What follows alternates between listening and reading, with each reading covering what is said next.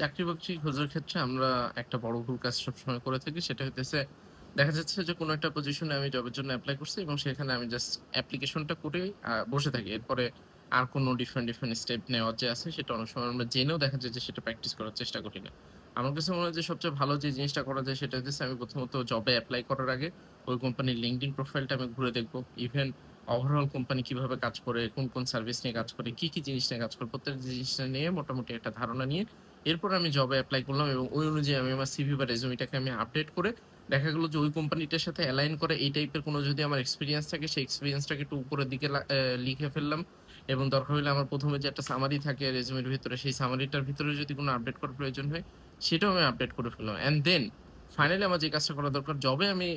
as usual ভাবে আমি apply করে ফেলবো বাট লিঙ্কডইন এ ঢুকে এই কোম্পানিটাতে হায়ারিং ম্যানেজার কে আছে এটাকে খুঁজে বের করার চেষ্টা করব জাস্ট আমি ওই কোম্পানির লিঙ্কডইন প্রোফাইলে বা লিঙ্কডইন পেজের ভিতরে যে পিপল নামে একটা ট্যাব আছে সেটার ভিতরে ঢুকে আমি যদি এইচআর লিখে সার্চ দিই বা হিউম্যান রিসোর্স জেনারেলিস্ট বা এই টাইপের ডিফারেন্ট ডেজিগনেশন আছে ওইটা দিয়ে সার্চ দিলে মোটামুটি আমি কিন্তু কয়েকজন মানুষের প্রোফাইল পেয়ে যাব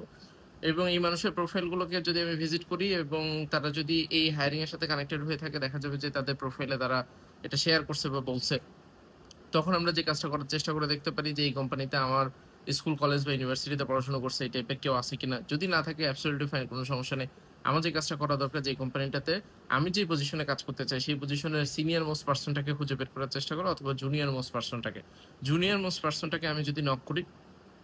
করে শুরুতে চাকরি বাকরির কথা না রেদার খুবই ইন্টারেস্টিং ওয়েতে যে আমি এই জবে অ্যাপ্লাই করছি সেটাও শুরুতে বলার দরকার নেই রেদার আমার যে কাজটা করা দরকার যে এরকম একটা পজিশনে আপনাদের এখানে একটা ক্যান্ডিডেটের ভিতরে এক্সপেকটেশন কি থাকে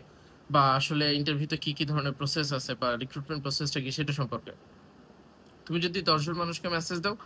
হয়তোবা সেখানে একজন বা দুইজন তোমাকে রেসপন্স করতে পারে তোমার আলটিমেট গোলটা হইতেছে এই কোম্পানির রিক্রুটমেন্ট প্রসেসটা বোঝা তোমার কি ধরনের প্রিপারেশন নেওয়া দরকার সেটা সম্পর্কে তোমার জানা অ্যাট দ্য সেম টাইম তুমি যে মানুষজনের সাথে খোঁচাখুচি করতেছো কমিউনিকেশন করতেছো এটা কিন্তু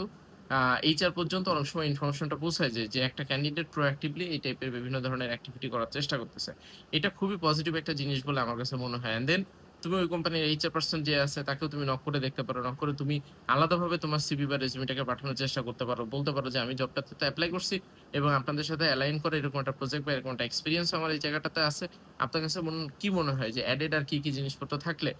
স্টিল তুমি চাকরি বাকরির কথা বলবো না রেদার তোমার তাদের ব্যাপারে ডিপ ইন্টারেস্ট যাতে থাকে এবং তাদের কাছ থেকে তুমি যাতে বেস্ট ইনফরমেশনটা বের করার চেষ্টা করতে পারো এইটাই কিন্তু মূল উদ্দেশ্য এবং এইভাবে তুমি যদি প্রোঅ্যাক্টিভলি একটা কাজ করতে পারো তাইলে এটা তোমার জন্য জব পাওয়ার ক্ষেত্রে অ্যাটলিস্ট ক্যারিয়ারের শুরুর দিকে একটা সিরিয়াস রকম ভাবে হেল্প করে কারণ এন্ড অফ দ্য ডে প্রত্যেকটা কোম্পানি এমন একটা পার্সনকে চাই যে সিরিয়াস রকম ভাবে প্রোঅ্যাক্টিভ